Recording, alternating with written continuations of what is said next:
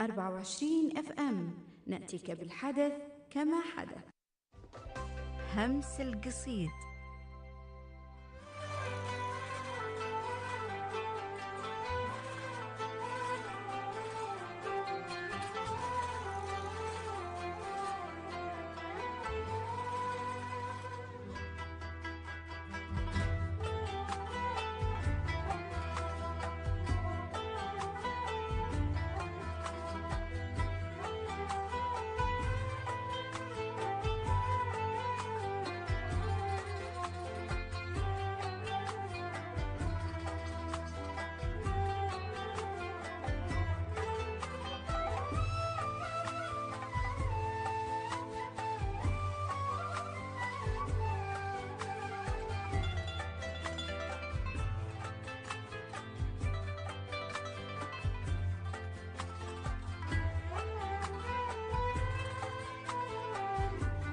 بسم الله الرحمن الرحيم، وحياكم الله مشاهدينا ومستمعينا الكرام على قنوات 24 اف ام في حلقة جديدة من برنامجكم همس القصيد.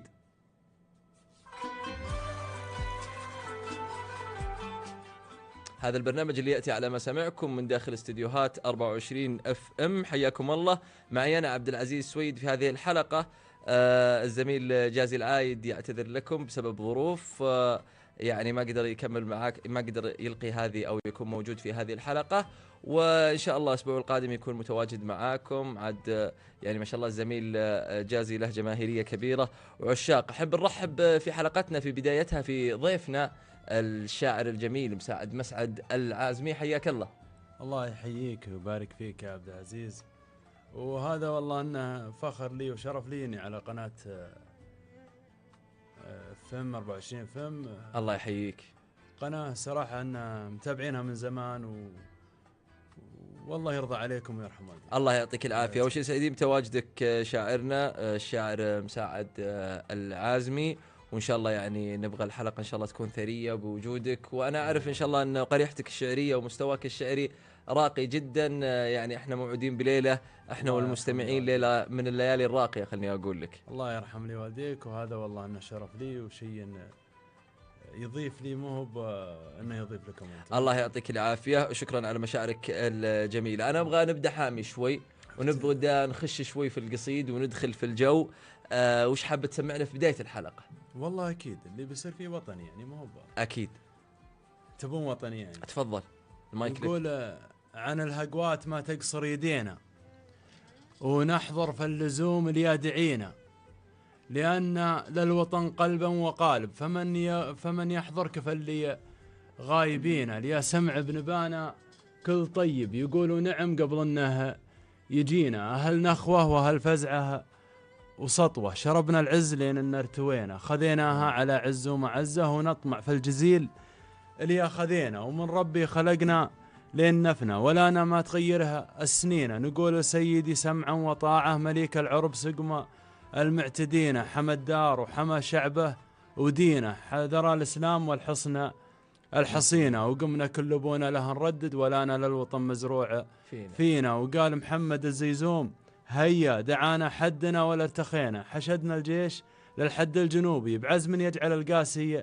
يلينا، توكلنا على الله واتكلنا، نسوق أعمارنا ولا علينا. بلادي يا بلادي يا بلادي، ملكت القلب بالعشق الدفينا، حويت المجد في حين وماضي، برغم عن أنوف الحاقدين، نسافر بالفضاء لكل دار، وما يوما لحبك قد نسينا، فأنت مهبط الوحي المقدس، وأنت قبلة للمسلمين، فلو بار الزمان فلا نبور، رجوتك في ولائك صدقينا، علينا نطور أمجادك وانتي عليك انك بحبك تحتوينا، ما نعرف لا حياة لمن تنادي، نعرف ان رجالك وزهمينا. سلامتك. صح الله لسانك، وما شاء الله تبارك الله قصيدة تنجز له والوطن يستاهل، وما شاء الله يعني وش ذا الابداع يا الله مساعد. يجزاك خير، هذا من ابداعكم، انتم اللي طلعتوا الابداع. الله يعطيك الف عافيه.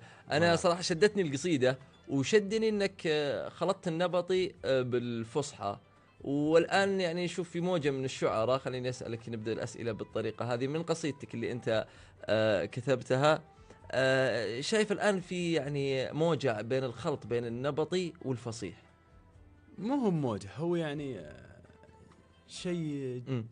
ما نقدر نقول جديد مثلا، او انه شيء جميل يعني، يبقى هو شيء مش جميل. جديد يعني بمعنى جديد، اكيد في شعراء سلكوا ذا المسلك من سلكوا. زمان، ولكن الان اشوفه منتشر شويه. يعني كثير من الشعراء يطعم القصيده ببيت بيتين من يعني من الفصيح، والقصيده تكون نبطيه. اذا انك تجيد الشيء هذا انا معك، مم. لكن يجيني واحد يكسر مم. او يلحن في الحركات، انا اقول انه يتريح احسن له. طيب الآن مثلا نشوف، خليني أسألك، يعني هو سؤال مهم، واجب على الشاعر أنه يكون عارف بحور الشعر. نعم. هذا شيء يعني مفروغ منه، ولكن نشوف أحيانا بعض الشعراء ما يعتمد على بحر معين، استحدثوا بحور في العصر الجديد أو في السنوات الأخيرة. ما راح أحكي لك عن شعر التفعيلة، بحكم أنه في بعض البحور أو في بعض القصائد الشعراء يبنونها على بحر جديد. هو مو بحر جديد، هو بحر مستحدث، هو كان موجود يعني من قبل موجود، ما هو ولكن يكون له اساس يعني مثلا بزياده حرف، زياده حرفين، زياده تفعيل، كلها لها اساس يعني، ما اعتقد ان في شيء جديد او انها احدث جديد. هذا كلها اشياء مستحدثه، وكلها اشياء موجوده من البحور الاصليه. طيب ما شاء الله مساعد، يعني خليني اسالك شويه سؤال مباشر. ما شاء الله كم عمرك؟ حد ما سالت السؤال. اي لا ابغى اعرف بس العمر، وابغى بدايتك الشعريه عشان عمري 38. ما شاء الله يعطيك طولة العمر يا رب. البدايه الشعريه، خليني اسالك عن بدايتك الشعريه، واول قصيده حسيتها قصيده. اول قصيده، المشكله ان الحفظ لها ما هو اول قصيده كنت ادرس في مصر. في مصر اللي هي تطلع عالميا طبعا، ما هو هنا. اول قصيده، اول قصيده ما راح اول قصيده تحسها متمكنه تنقال يعني على قولتهم. ان كان هاجت للذكاء والفراسه، انا مع اهل العرف يقدح زنادي، لا تصنف الافراح ضمن التعاسه، ولا تزعج العربان والجو هادي القاهره، ما عاد نبغى الوناسه، لان نغلب الاشياء ما هي عادي، يلا تلبس كل واحد لباسه حسب الشريعه وانقسام المبادئ، وحيث النجاسه مالنا فالنجاسه، نسعى لما يرضاه رب العباد، متى على الله يا مجال الدراسه، اخذ شهاداتي وعود بلادي، كل بيعود على اهلها وناسه، ما حد يلوم اللي به الشوق زادي، شوقي مثل شوق الملك للسياسه، ولا مثل شوق الوحش للهدادي، يزين جو الدين والانتكاسه، ما هي على ديني ولا هي امرادي، والمخضره ما هي سوات اليباسه، وجه الشبه بين الهجر والودادي، يا شارب طعم المراجل بكاسه، احسن طعم الاكتاف ولا الثنادي، ما اقول كل عارف ويش ساسه، اقول صلى الله على خير هادي. اللهم صل وسلم على محمد. صح لسانك، صح بديك، وما شاء الله تبارك الله. هذه البدايات ما شاء الله اكيد في مرحله نضج ما شاء الله مريت عليها وتجربه. راح نكون ان شاء الله على مدار الساعتين برنامجنا همس القصيد من 8 ل 10 بنكون مستمتعين بتواجدك معنا شاعرنا مساعد العازمي. وما شاء الله من يوم ما اعلنا انك انت راح تكون موجود في الحلقه ما شاء الله اقبال كبير على الحلقه واتصالات. خلينا نبدا الحلقه برضو باتصال من احد المعجبين لك. من اول ما سمعنا انه او سمع انه مساعد العازمي معنا في الحلقة كان من الحريصين قبل بداية الهواء في الاتصال معنا. ناخذ أول اتصالاتنا معنا في البرنامج. مساء الخير. يا مساء النور، أسعد الله مساك وكل مستمعين الحلقة. يا هلا والله، الله يحييك. تعرفنا باسمك بس ومن وين؟ سعود بن حجاب الشهراني من بيشة. والله ونعم يا سعود، ونعم يا سعود. مرحبا ملايين بشاعرنا. الله يرحم لي والديك، الله يرحم لي والديك يا سعود، يبيض الله وجهك. وهذا الله يرحم لي والديك. دائم تتحفنا بالجديد بالقافية الجميلة وبسلاسة اللفظ ومبدع.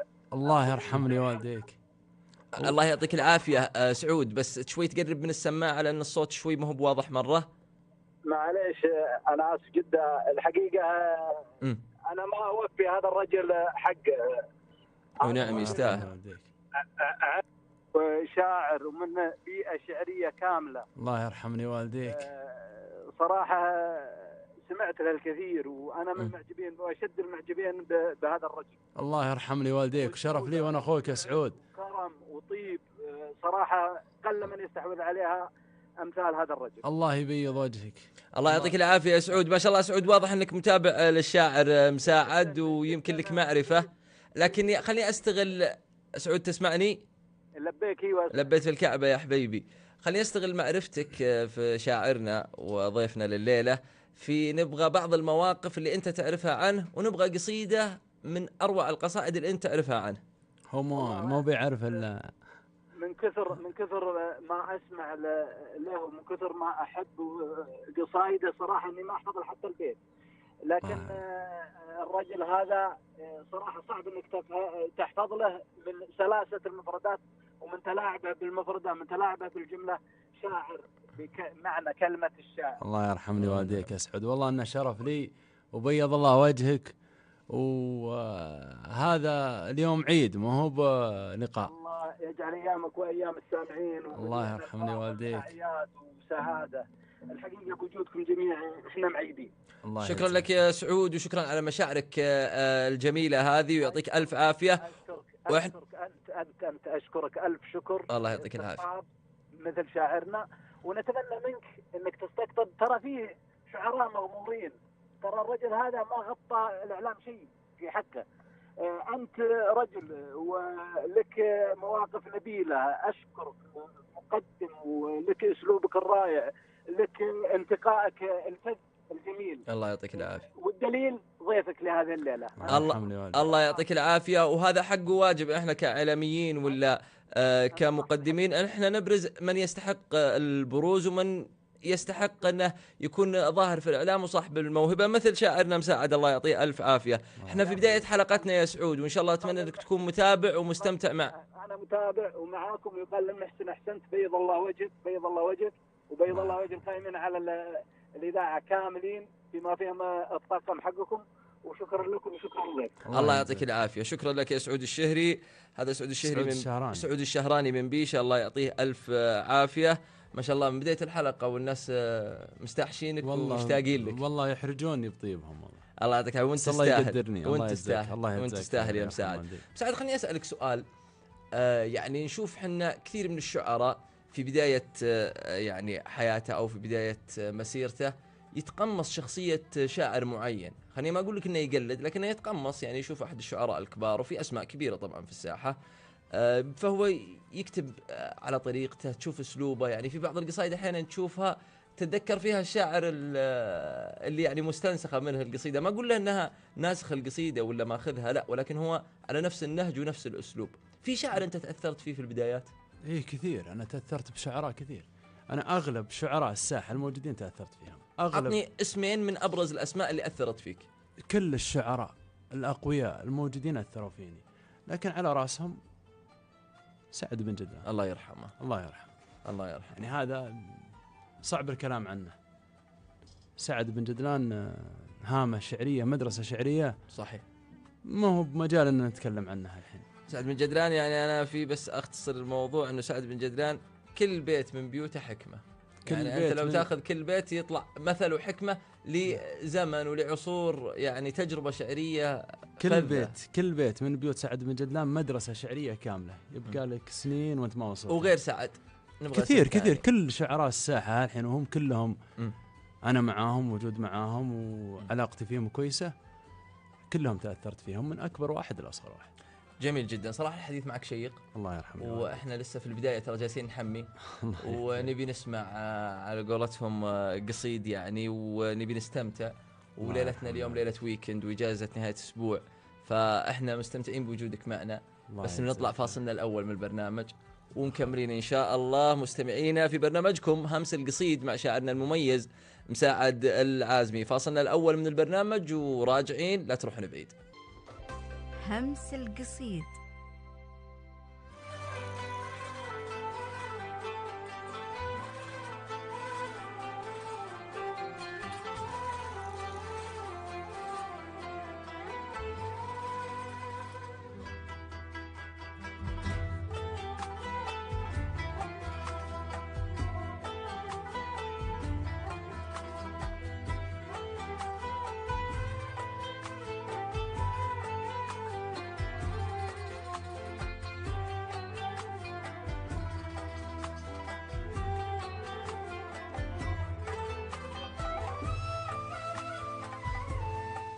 بسم الله الرحمن الرحيم، وحياكم الله من جديد مشاهدينا ومستمعينا على قنوات 24 FM في برنامجكم همس القصيد. رجعنا لكم بعد الفاصل بتواجد شاعرنا الجميل الشاعر مساعد بن مسعد العازمي. مساك الله بالخير. الله يمسيك بالنور، يرحم والديك. الله يعطيك العافية وانت متألق دائما يعني. الله يسلمك، وشي سعيدين بتواجدك معنا. الله يرحمني والدي. ويعني صراحة في إقبال كبير على الاتصالات، ونشوف الجمهور ما شاء الله متفاعل بحضورك معنا، هذا دليل على تميزك وشاعريتك. الله يجزاك خير، هذا والله دليل على طيبهم وطيبك اللي انتم استقبلتوني بكل ما فيه. الله يعطيك العافية، ولو انت ما انت بكفو كان ما الله يرحمني والدي، كفوك الطيب. الله لا يهينك.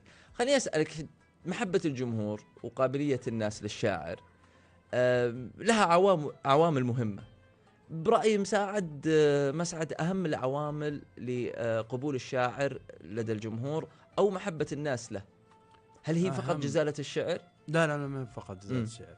أول شيء الإبداع، أول شيء إنك مبدع، هذه واحدة. الإبداع من ناحية ألفاظك ومن ناحية مفرداتك، جزالتك ومفرداتك، هذه أول ناحية.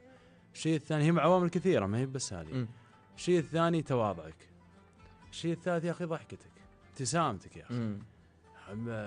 تقعد تعقد خلق الله. بعض الشعراء ما يضحك ما يبتسم. ها، ما هم بعض الشعراء، بعض الناس اصلا الناس كلها. اما انا اذكر اني ابيات يقول حسن الخلق والطيب شيء هين، وجه طريق مع كلام لين، يجعلني ما اطيح بالنفسيه، اللي يعكر خاطري وشين، اللي منه زعل ما يرضى، واللي رضى ما هو عليها مبين، لكننا لي صاحب متوازن، له بلا طيب ولا هو العين، احساسه الياداس له ما كربن، ياخذ من الديان ويدين، والمدين ما كنه الا تاجر في ديره، ياتونها اصحاب الوفاء ويدين الاصحاب والطرقيه، واذا بغى مدين ما يلقى مدين. الله يجيرك يا صحيبي، وانا يجيرني من كل ما هو هين، مدام راسك عايش في الدنيا لزام وقتك في الليالي عين، لكن لا تحزن مدام من رزقك على الذي عبدك مهو بهوين. الله اليا منه قسم لك حاجة أكبر عباد الله، ويش تزين أطيبهم اللي يصفق بكفينه، واللي يصفق بالكف ما هم عين إلا الرداء، وانتم بحشمة عنه، لكن ذا واقع وانا ببين اللي صار في ذا العالم، والعالم كل شيء لها متبين، ولا ترى النية وحسن النية ما له دخل في مهستر أو متدين، نوايا خلق الله ما نعلمها، الله يعلم خلقه وما تزين. الله صح لسانك، يعطيك العافية. وهذا جواب صراحة وافي. وش نسوي؟ جواب وافي كذا.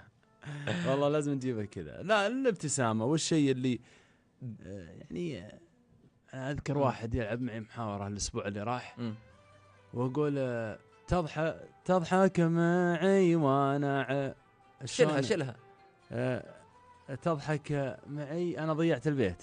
تضحك معي وانت متضايق، عارفك يا ابن الحلال، لهم تضايق في الله، أنا ما أقول لك إنها هذا ردك عليه، هذا ردي عليه هو. إيه؟ ما هو بمعناته جوابه. طيب هو وش كان؟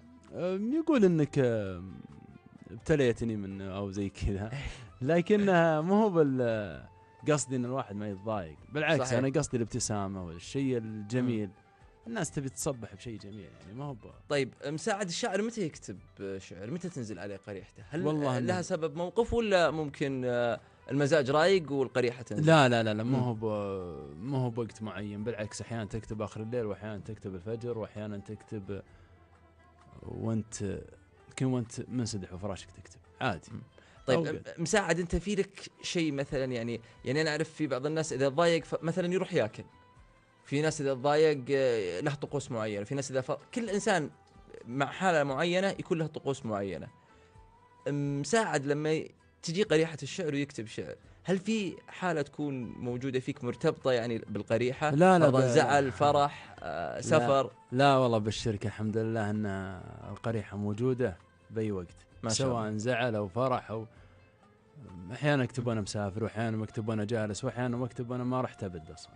لا شيء طبيعي، بالعكس ما لها اي وقت معين، ولا لها اي ما لها اوقات معينه. جميل جدا. في موضوع مهم صراحة، يعني أي شاعر صراحة يكون معنا ضيف ولا حتى أحيانا لما تجلس معاه في جلسات يعني خلينا نقول ودية، لازم تسأل الشاعر هذا السؤال. ايش رايك بالشيلات؟ الشيلات شيء جميل جدا جميل الشيلات، بس انها احيانا بعض المنشدين يكسر البيت لانها اصلا ما كلم الشاعر ولا سمع القصيده، لان اغلب المنشدين او كثير من المنشدين ما هم بشعراء، فيهم منشدين ما هم بشعراء، صح، نفس الفنان ونفس بس انها اذا انك بتشيل شيلتك كلم الشاعر وخله يقولها لك بصوته، واسمعها من منطوقه بلسانه، اسمعها من منطوقه، لان المناطق تختلف، صحيح، واللهجات تختلف، واحيانا البيت يكون كتابه مكسور ولكن نطقا من الشاعر ما هو مكسور. اي انت ما عندك علم ان اغلب الشعراء ضعيفين ملايين؟ لا انا عندي علم ان في شعراء ما يكتبون اصلا، ما يعرفون يكتبون، وفي شعراء ما يعرفون يكتبون، ونسبه كبيره منهم واسماء قويه. نعم نسبه كبيره، فانت لا تعتمد على الكتابه مثلا في الجوال، اسمعها من صوته.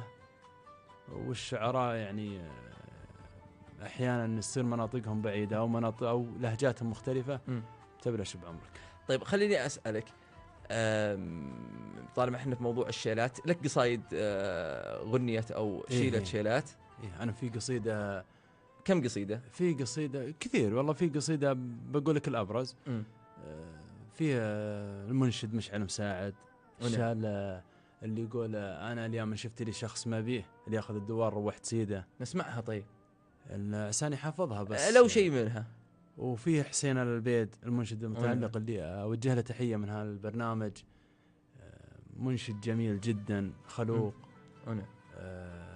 اللي يقول ابركها ساعه يوم انك جيت لي، ساعه عيني على الساعه، يا زينك في الجنز والجاكيت ويا لب قلبك في دراعه.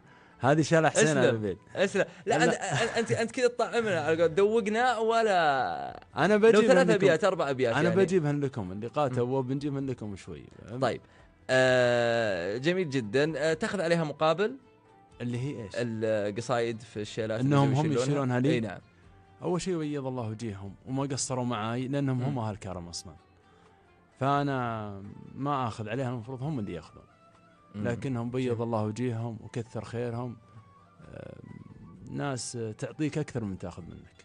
جميل. طيب ايش رايك في التكسب في الشعر؟ هل فعلا الشعر فيه تكسب؟ نعم لا بد منه اصلا. انا بعاني لك حفله توديني للشمال ولا توديني للجنوب، ولا بجيك بشيء مجاني، يعني مصروف وسياره وسكن مو هو بكلهم، لكن فيها احد زميل، فيها احد قريب، فيها احد، بس انك تتصل علي من هناك وتقول لي يلا انا حفلتي كذا، انا عندي غيرك 60 حفله، ما هو محدود اني عليك. وبعضهم يقول لا انك ليش تاخذ ماديا طيب وش تبي اسوي لك؟ تبيني اروح لك الاسبوع هذا اللي حنا فيه؟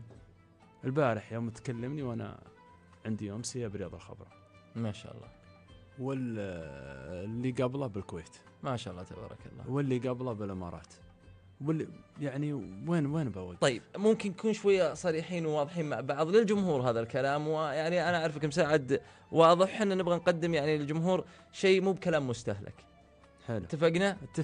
انا بحكم تخصصي في الفن والسوشيال ميديا وعلاقاتي ببعض الفنانين والناس يعني مشاهير السوشيال ميديا، اعرف اسعارهم تمام، يعني في الاعلان مثلا، في الادوار، في كذا، ولكن الشعراء انا ما عندي خلفيه انت يعني بتعرف اسعار الشعر عشان تفضح فيهم زي لا يعني. لا ماني مفضح فيهم، بس انا ابغى اعرف الشعراء كيف يعني كيف الجو عند الشعراء، كيف الارقام، هل الارقام في يعني سوبر ستار وفي ستار وفي كذا؟ إيه.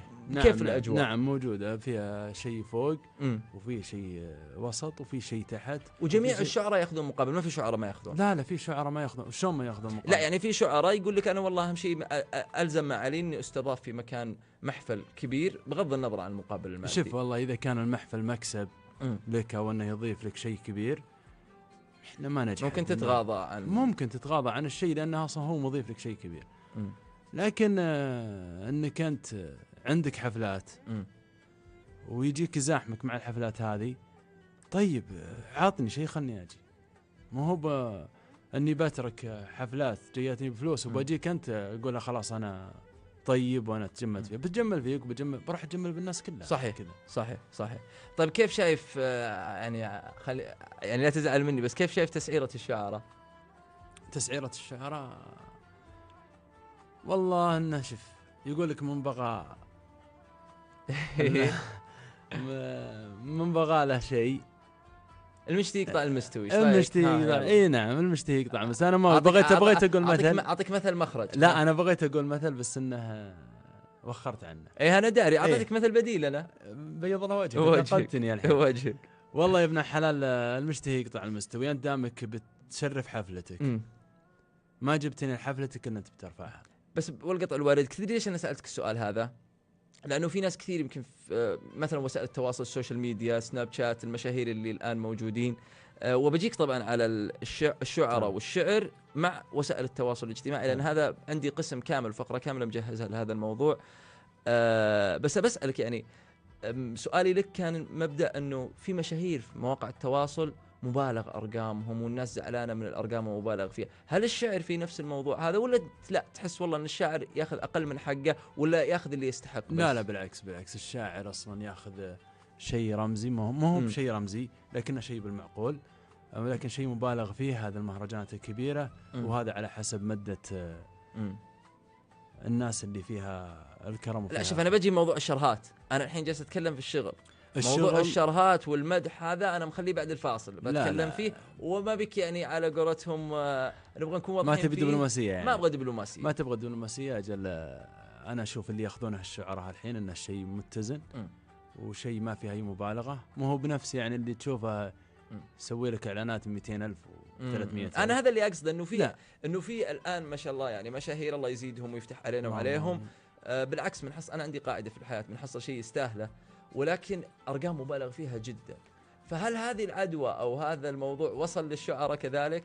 والله شوف، الشعراء لا ما وصل لهم الشيء هذا. ما وصل الشيء هذا لانه اصلا ما سمعنا بالارقام هذه عندهم.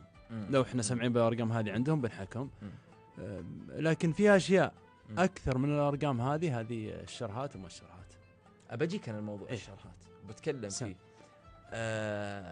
يعني بناخذ اشوف موضوع السوشيال ميديا والشعر والشعراء، هذا انا مخصص له جزء لانه صراحه موضوع مهم. بالعكس شيق. الان في شعراء من بيتين يبرز، والبيتين تلقاها هشه ولكن معناها شوي عاطفي، ولا معناها بيتين ما بعميقه ولا فيها صور شعريه، ولكن هو طريقه اسلوب وطريقه القاء ومقطع فيديو متصور بيتين. يعني خليني اقول لك انه يتعدى جماهيريه شعراء ثقيلين وفطاحله، ويكتب لك قصيده من 30 و40 بيت وصور شعريه. هذا اشكره، هذا انا بالعكس هذا ذكي تعتبره؟ نعم جدا ذكي. هذا اول شيء. في شعراء مجرد انه يكتب له قصايد وهو اصلا ما حد يعرفه، خلاص يشوف نفسه انه هو التوب، وهذا شيء مو بزين.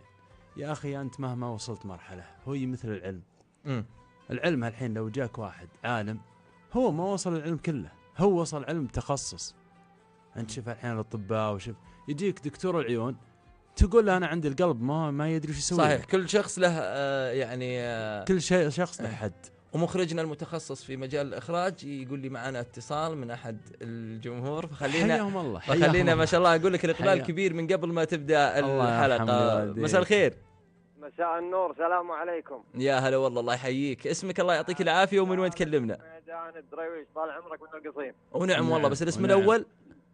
سالم حميدان. ونعم يا سالم، ونعم والله. الشاعر سالم حميدان درويش. ونعم. الله يسلم. والله أحب أرسل لكم تهنئة يعني باستضافة الشاعر سعد. الله يرحمني والدي. الله يعطيك العافية. والله إنه من الشعراء الجميلين. بس قرب لي من السماعة تكفى يا سالم، الصوت شوي. والله إني حاطة على السماعة. الله يجزاك خير حبيبي. وهو من الشعراء الجميلين اللي احنا استفدنا منهم، وهو شاعر يعني يمتاز والله العظيم. عنده قصيدة مطولة وكذا، ويمتاز يعني بجماليات، ويمتاز يعني بحركات فنية. الله يرحمني والديك. معجبين فيه والله. الله يعطيك العافية. من أقرب القصايد وأروع القصايد لشاعرنا يا سالم اللي تعرفها وتسمعها. والله كثيرة، لكن فيه بيت له إلى الآن وهو عيله يفارق بالي. كل ما شفت لي موقف والله العظيم على طول يطري علي البيت هذا، اللي هو فكاهي بعد البيت هذا. يقول أنا اليوم شفت لي شخص ما فيه اللي أخذ الدوار روحت فيه. الله يرحم والديك. لا حنا قبل ما نعطيك البيت نبي منك بيتين أنت. والله أنا ما عندي. والله يا سالم، لازم. والله يا سالم يقول لي مساعد هنا انك ما شاء الله شاعر لا يروح. والله احنا نتعلم، احنا شعراء. الله يرحمه. يرحمه. يقول لي لا يروح الرجال، ما انت على قولتهم انا ترى- مخلي المهندس مهدي مخرجنا يقفل الا معطينا بيتين انت. ترى شاعر محاورة ونظم. والله إيه، نعم نعم. نعم. أبى أعطيكم بيتين هالحين وبستاذن منكم، لأني والله إني بزواج وإني فرحت والله العظيم بلقاء الرجل هذا. الله يعطيك يرحمه. العافيه. ومن محبة والله العظيم من إعجاب في هذا الرجل. الله يعطيك العافيه. وإنه مشرف للعوازم ومشرف للشعر بعد. الله يرحم لي والديك، والله يبيض وجهك. هذه والله شهادة أعتز فيها وأنا أخوك، لكن نبي منك بيتين قبل ما تروح عنا، إحنا نخاف تسكر وتخلينا. يقول فالعين معنى الهموم وفالحشا كسرة، الله. والبال تطري له الذكرى ويرصدها، والحلم قدمي لقيته من هدم جسره، تيسير ذي كلمتي وبطيت أرددها، ماني بساخط على الأقدار لو عسره، آمنت باللي طرايقنا محددها، لكن بشر يعتريها الهم ويأسره، وشاف الأماني بدأت تخلي تواجدها، تدري متى تنكسر وتعيش في حسرة، لا صرت تحرص على حاجة وتفقدها. وسلام. الله الله الله عليك، صح لسانك. البيت الاخير يا سالم الحاله قصيده. الله يطول عمرك ويرحم والديك وصحة أبدانكم، وأنا والله العظيم أن من حرص اتصالي على الرجل هذا، وأنت إن شاء الله بعد كفو. الله يرحم لي والديك، ما إن عليك شاء الله زوج يا نشوفك سالم. ضيف عندهم إن شاء الله. بإذن الله، وسامحوني على القصور والله. الله يرحم لي والديك. الله يعطيك العافيه يا سالم، وشكرا جزيلا للمشاعر الطيبه هذه. الله يعطيك الف عافيه. خلوه بس يعطيكم من القصير. ابشر ما عليك، احنا ان شاء الله على مدار ساعتين لين الساعه 10، وباذن الله ليله ان شاء الله بتكون سمره مع شاعرنا ويعني رقي بالكلمه، بس خلوكم معانا. يرحم لي والديك. بإذن الذي لا شريك له. فأمان الله يا الربع، السلام عليكم. الله أهلاً يعطيك وسهلاً. العافيه. يعني ما شاء الله مساعد، نشوف ما شاء الله الرجال في زواج ويعني ومن حرصه عليك، يعني محبه الناس وش تعني لك؟ بالعكس، محبة الناس تعني الشيء الكثير، وبعدين محبة الناس زي هذا شاعر محاورة ونظم. سالم الدرويش شاعر جميل جدا، يدخلك بأجواء ما تخيلها. أنا أصلا إذا لقيته الشاعر هذا، إذا لقيته في زواج وأنا عندي أمسية أروح أسمع له. وأنا جميل. عندي أمسية، أنا لقيته ثلاث مرات في أمسية وهو مو مشارك، هو حاضر حضور. أروح أتسمع له قبل أمسيتي. هذا شاعر جميل جدا جدا، وشاعر متمكن، محاور ونظم. جميل جدا ما شاء الله. انا شايف الاطراء يعني ما شاء الله من قبل يعني ما شاء الله جالس تطري على الشعراء وعلى يعني خليني اقول لك هم منافسين في منافسه صحيه بالاخير. في موضوع خل ودي اسالك عنه، هو الغيره بين الشعراء، بس باخذ اتصال ما شاء الله قلت لك الاقبال كبير، بس موضوع الغيره بين الشعراء برجع لك فيه وبناخذ يعني عنه لمحه. هل فعلا في غيره بين الشعراء؟ بس خلينا ناخذ الاتصال. إيه في مرض. خلينا ناخذ الاتصال وبنرجع ان شاء الله ناخذ. مساء الخير. مساء الانوار. يا هلا والله، الله يعطيك العافيه. برنامج همس القصيد قناه 24 اف ام. الله يعطيك الصحة والعافية إن شاء الله. عبد الحميد الدوحاني من مسقط. والله نعم. نعم، منطقة عمان. والله شاعر عبد نعم. الحميد ونعم. الشاعر الكبير هذا، استاذي هذا. والله الله. نعم. اجل خلاص اسمع، انا بطلع منها وخلوكم مع بعض. وش نسوي يلا. يعني؟ لا لا لا لا. شلونك؟ الله يعطيك العافيه. أنت الخير والبركة، الله يبارك فيك إن شاء الله. الله يعطيك الف عافيه. اول شيء سعيدين باتصالك وسعيدين يعني بمداخلتك معنا من سلطنه عمان، وبلغ تحياتنا وسلامنا لكل اهل السلطنه، اخواننا وحبايبنا. كلنا نحبهم والله. الله يبارك فيك. والله أنا اللي أتشرف حقيقة. أول حاجة مساكم الله بالخير مسك جميعا، بالنور. بالنور. وحقيقة استمتعت في الحوار الشيق اللي قاعد أتابعه مع الله يعطيك العافيه. شاعرنا الجميل مسعد. ويسعد مساكم أيضا مرة أخرى. الله يرحمه والديك. بس أنا راح أدخل على طول يعني. تفضل. في حواركم، لأن عجبتني نقطة اللي هي الشاعر أبو البيتين، ايه اللي هي ما بين مؤيد ومعارض. يعني بالنسبة لي أنا حقيقة أنا أشوفه أن هذا ظلم للقصيدة، ظلم للشعر. صح. فعلا ممكن يكون الشاعر ذكي، لكن في النهاية حرمنا إحنا من التمتع بقصيدة كاملة من المفترض أن إحنا نسمعها.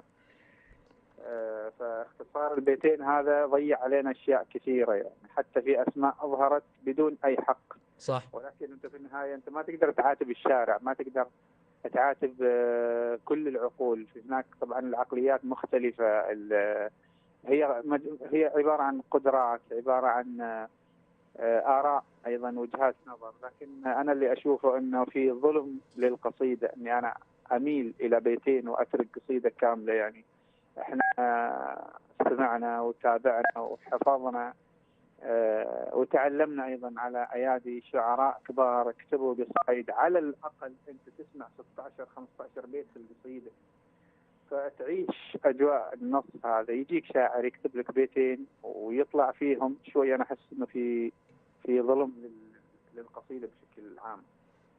اتفق معك استاذنا، وفعلا يعني انا صراحه يعني يعني مع صوتك انه البيتين ولا ثلاثه والسوشيال ميديا هذه تظلم الشاعر وتظلم شعراء اخرين، واحيانا ما يكون على يعني على منظوم الكلمه ولا محتوى البيت، يكون على كاريزما الشاعر، طريقه الالقاء. احيانا شكله، وصلنا لمرحله انه الشاعر يقيم على شكله، هذه مشكله. صحيح أنا معك. ممكن أكلم عنه. تفضل. مساك الله بالخير أبو عوف. الله يمسك بالخير يا حبيبي. والله فاجأتني باتصالك اللي هو شرف لي وشيء كبير والله. بالعكس أنا أتشرف. الله يرحم لي والديك. بالعكس أنا من متابعينك ومن جمهورك، وأنت أستاذي من زمان، مو هو من وقت قريب ولا حاجة. أنا متعلم منك أصلا، أنت أبونا. من طيبك ومن ذوقك. الله يرحم لي والديك. لا تروح إلا أنت مسمعنا. ايش رايك يا عبد العزيز؟ اي لا ابد، لا يروح. قولتهم يعني ما لنا مخلينك حنا. اخاف اني اكون متطفل. لا. انت راعي المحل، الله يحييك. انت علشانك سبيت راعينا البيتين، نبي منك بيتين. انا بيتين ما عندي على الاقل 5 ابيات. ابد هو زين شيء. احنا نبي اكل، نبي 50 بعد. يقول احيانا ربك يرسل البشرى على هيئه ورق، واحيانا يرسلها على هيئه بشر من غير ليش.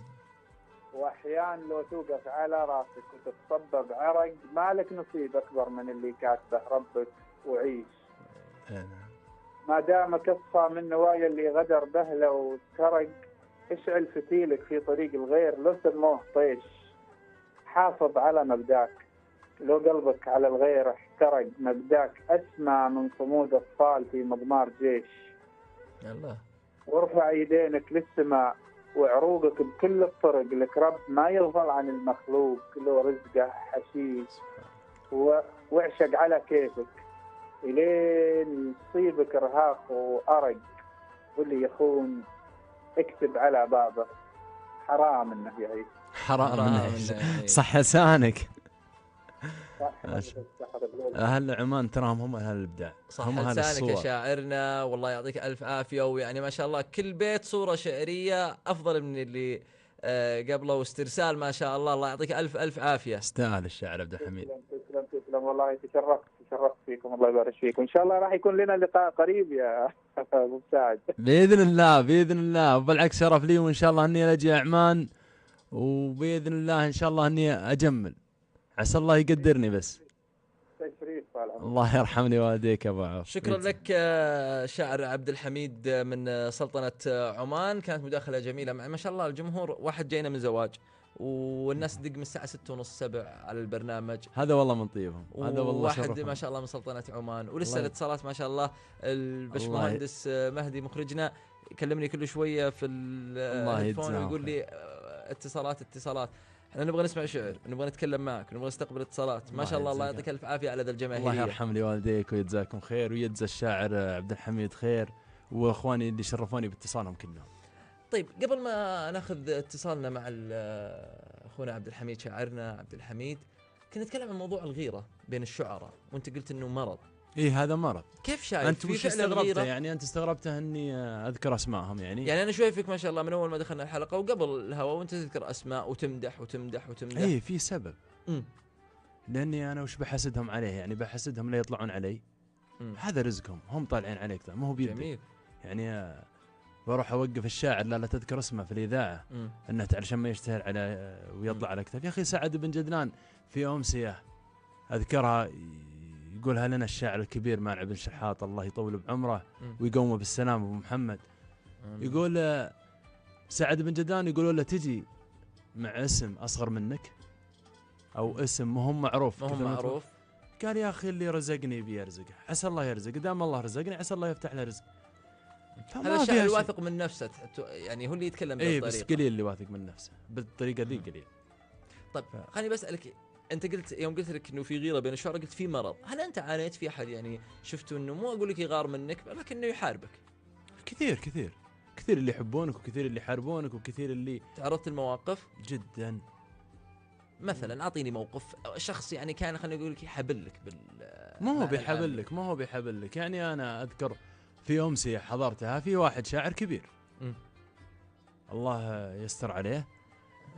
أول ما جينا الأمسية السلام وكل شيء بشيء ثقيل جدا.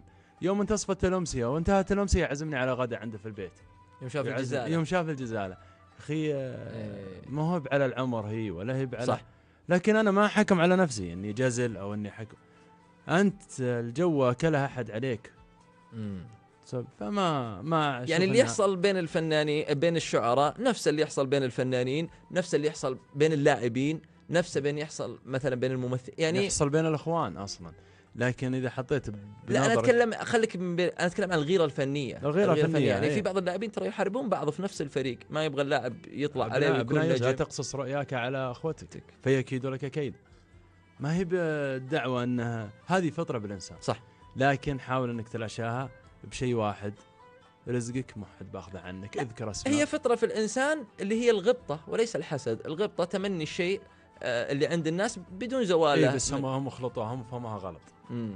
هم يبغون الشيء يروح من عند الناس ويجيهم. ايوه هم فهموها غلط، وحنا ما نحدد احد بعينه، لكن الله يستر عليهم ويوفقنا وياهم، يراجعون انفسهم تراها زينه. الله يعطيك العافيه. صراحه الحديث معك شيق، يعني ما شاء الله مثقف وانسان واعي وفاهم. الله يجزاك. احنا قربنا من ساعتنا الاولى على نهايتها، بس قبل ما نختم ساعتنا الاولى ونسمع نص على ذوقك، يعني خلينا نسمع شوي غزل. وش رايك بقصيده من 4 قصايد؟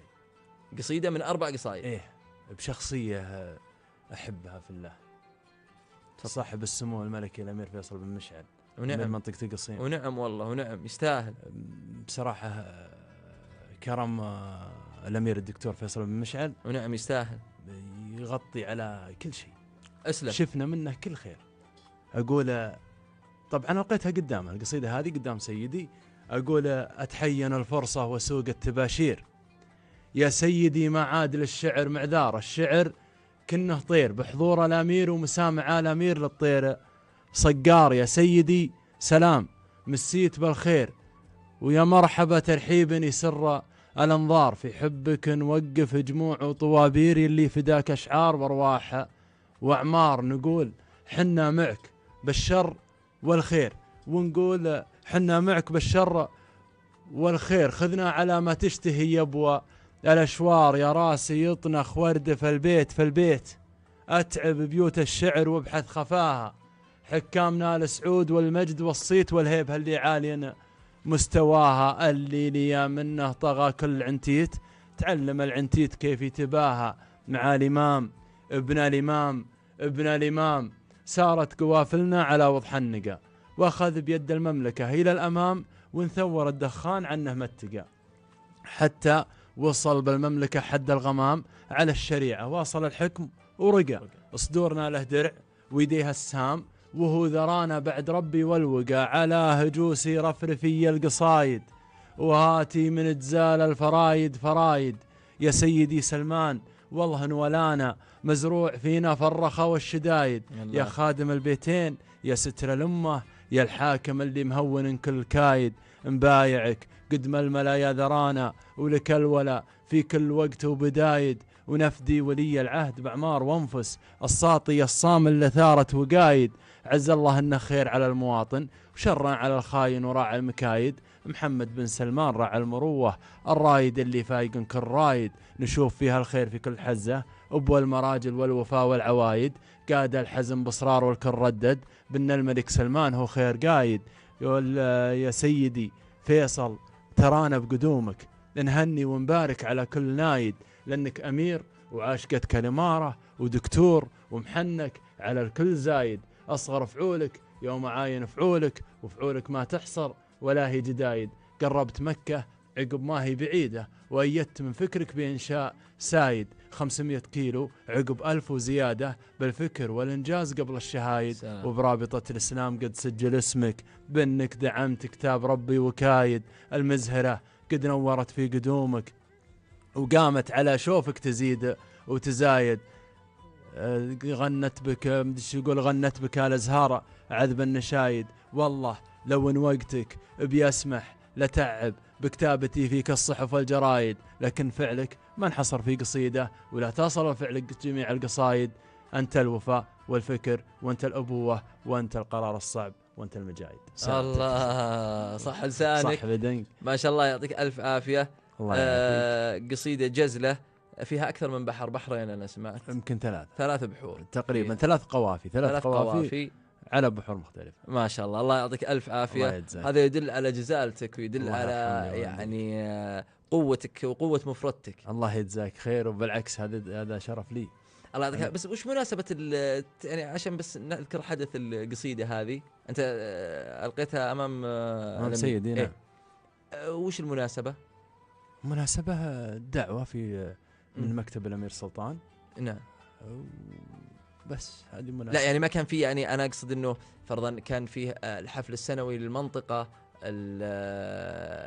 مناسبة أحد الأعياد، ولا كانت هي مناسبة خاصة؟ مناسبة خاصة جدا. تمام سيدي. وشلون كان تفاعل الأمير فيصل معها؟ الله يبيض وجهه. الأمير فيصل حسيت إني يوم قعد قال لي شهادته وطراءه. الأمير فيصل الله يجزاه خير يقول أنت قلت شيء أكبر مني. هذا من تواضع. هذا من تواضع. وأنا قلت والله طويل العمر ما أكبر منكم إلا الله، أنتم حكامنا وأنتم أهلنا. الله يعطيك العافية. وأنت شخص يعني صراحة يعني الحديث معك شيق، وسماع قصيدك شيق أكثر. الله يجزاك خير، بالعكس اللي زاد الشوق الله يعطيك العافية تقديمك وسلاستك وإعطائي فرصة. أنا تراني أول ما جيتك ما أقدر أتكلم. لا حق واجب، وعلى قولتهم احنا المبدعين والمميزين امثالك هم اللي لهم حق واجب ان احنا نبرزهم، احنا نقدم لهم. بالعكس احنا ما قدمنا شيء، انت اللي تستحق هذا الشيء. الله يجزاك خير، يرحمني والدي. ابي اسمع غزل، انا ماسكه على الغزل قبل الفاصل يعني. قبل الفاصل ماني بطالع الفاصل الا بالغزل. يا رب اني حافظه، بس يقول حتى لو في الجوال عادي. انا المشكله مو موجود بالجوال. يعني مخرجنا المهندس مهدي يزعل، ولكن بقول لك عادي يمكن يسمح لنا اليوم. يسمح لنا. لا جاجل ما حنا بقايلين بالجوال، بنقولها بنرضيها اليوم. اسلم. يقول ابركها ساعه يوم انك جيت لي ساعه عيني على الساعه. يلا يزينك في الجنز والجاكيت ويلبى قلبك بدراعه. هنا ترى فارق التوقيت يخلي الناس مرتاعه. بغيت لقياك بس زريت تسحب لي الموت. وش راعه بالله بنشدك وش سويت؟ روحي لقياك من صاعه يا خوخ يا رمان يا شكليت يا شوق يا حلة دلاعه. لا تلك الشوق فانت غزيت وسيوف الاشواق بتاعه. وانا لهب الهوى سريت مشاعري بيت بضاعه. تسمع لي تطرب لي اذان لا غنيت وظفي للاذن التمتاعه. حتى زقارة رعى الباكيت تشتب من غيره ولاعه. يلا عساني اللي انا ناديت تسمعني اذان سماعه. الله ولا عيشت التشتيت والمرمطه والتلكاعه. ببدل اللكزز بوانيت واحمل الشوق بشراعه. لكن تراني ما قد رايت داده ولا معها رضاعه. يا جرح قلبي يا لا تكيت يا قمه الذوق وابداعه. احساسي احيان كيت وكيت واحساسك الفذ بنواعه. يزورني كل ما استرخيت وان قمت زادت بي وجاعه. يا مرحبا بحسك وحييت ترحيبة مالها قاعه. ترحيبة تنثني لك صيت فيها من السمع والطاعه. الله. صلوا على محمد وصليت على نبي الله واتباعه. سلامتكم. هذه اللي شالها حسين على البيت. والله نعم. وصراحة قصيدة جميلة الله يرحمني ورائعة، ويعني غزل خليني أقول لك غزل مباشر سهل. يعني شلون أقول لك سلس يعني سلس. الله يجزاك. هذه اللي أضفى عليها الجمال وأضفى عليها الشيء الجميل المنشد المبدع حسين على البيت اللي أنا كله اعتبر. الله يعطيك. لو القصيدة ما هي بجزلة والقصيدة ما هي يعني كفو ما غنوها ولا شالوها من طيبهم والله. ولا أنا أقل منهم شعريا وهم ما شاء الله عليهم هم كلهم مبدعين. الله يعطيك العافيه ويعطيك العافيه على ذا التواضع. بس في الساعه الثانيه ترى التواضع هذا بشيله، وابغى اسمع منك على هو اكيد ساعتنا الثانيه بنخليها ساعه شعر. يعني احنا دردشنا في ساعتنا الاولى، وساعتنا الثانيه ان شاء الله راح تكون ساعه شعر، وبنسمع منك بعد بعض الامور باذن الله. في كم موضوع انا مجهزه مفاجاه. الله يستر منك وان شاء الله ان الامور سهلات ابد بوجودك. شاعرنا مسعد العازمي، الله يعطيك الف عافيه. احنا وصلنا ختام ساعتنا الاولى، نطلع فاصل الساعه الاولى وراجعين لكم مستمرين ان شاء الله في ساعتنا الثانيه في همس القصيد مع شاعرنا المبدع مسعد العازمي. الله يجزاك. همس القصيد.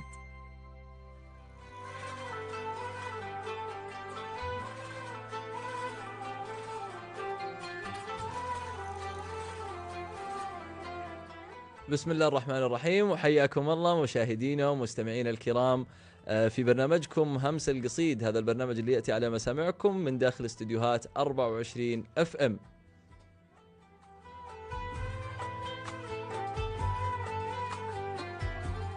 حياكم الله، مكملين ومستكملين معكم برنامجنا، وبوجود شاعرنا المميز مسعد العازمي. الله يعطيك ألف عافية، منورنا. الله يرحم والديك يا عبد العزيز، والله انكم تعتونا. الله يعطيك العافيه. رجعنا في ساعتنا الثانيه، وزي ما قلت لك ساعتنا الثانيه هي ساعه شعر، نبغى نخليها يعني نبغى نسمع اكبر قدر ممكن من الشعر. بس في مطالبات عندي في تويتر، وفي جانا كم اتصال انه خلوا مساعد يسمعكم فصحى. انت تمزج الفصحى مع النبطي؟ اي هذه ما هي بفصحى، هم الناس الجمهور يقولون عنها فصحى، هذه ما هي بفصحى، هذه لهجتنا العاديه بس انها مطعمها شوي. ولو تلاحظ اصلا هذه كلامنا احنا نقولها يعني. احيانا صح بعض المفردات تطلع معانا بالكلام العفوي باللغه الفصحى. اللغه الفصحى وش هي هم ادري انهم يبون اللي تقول عجائب الدنيا، صح؟ هي عجائب الدنيا. إيه؟ طيب قبل ما تقول عجائب الدنيا خلني باخذ اتصال، لان ما شاء الله قلت لك هذا الاتصال معنا من الساعه الاولى، طولنا عليه وقعد معنا الفاصل، بس ما ابغى اطول عليه. بنرجع لعجائب الدنيا وبتكلم معك عن كيف مزج الفصيح بالنبطي، وهذا شيء تتميز فيه انت عن غيرك. خلنا بس ناخذ الاتصال وبرجع لك. مساء الخير. مساء النور، يا مرحبا، كيف حالكم؟ الله يحييك ويبقيك. من وين يا الغالي والاسم الكريم؟ من القصيم، ابو شهد. ونعم يا ابو شهد، ونعم والله. ونعم. امسي عليكم وامسي على الشاعر مساعد الله يرحمه والديك. الله يحييك يا ابو شهد. ابو شهد كنت معنا في الساعه الاولى وسمعت الحلقه، سمعت شاعرنا والقصايد. متابعي لابو مسعد صراحه، ويعني متابعكم من بدايه الحلقه صراحه. جميل جدا والله انا شرف لي وانا اخوك. الله يسعدك، الله يبيض وجهك ويجزاك خير. متابعينك ومن الناس اللي والله يعني معجبين في قصايدك. الله يرحمني والديك. اليوم الاتصالات من جميع المناطق يعني وهذا يشرفني والله انه بعد من القصيمه اتصال. القصيمه اهلنا والله يرحم والديك. الله يسعدك يا شيخ، الله يسعدك. الله يجزاك خير. بس حق اللي حقت الملك سلمان اللي بالوطنيه اللي سويتها اخيرا. اي هذه اللي قلناها اول اللقاء. هذه قلناها اول 5 دقائق من اللقاء. ترى بامكانك انك تشوف الحلقه في اليوتيوب، وباذن الله في نهايه الحلقه لو معنا وقت وعد يا ابو شهد انه ابد وعد. الله يطول في عمرك. اجل عطنا غزل يا ابو مسعد. ايه ابشر ما عليك، خليك في ساعتنا الثانيه وبتسمع ما يسرك ان شاء الله يا ابو شهد. يعطيك الف عافيه. هلا بك. هلا. الله يرحمه. يا هلا والله، ما شاء الله من كل حدب وصوب، من القصيم، من مسقط، من بيشه، الناس يحبون من الله يعطيك العافيه.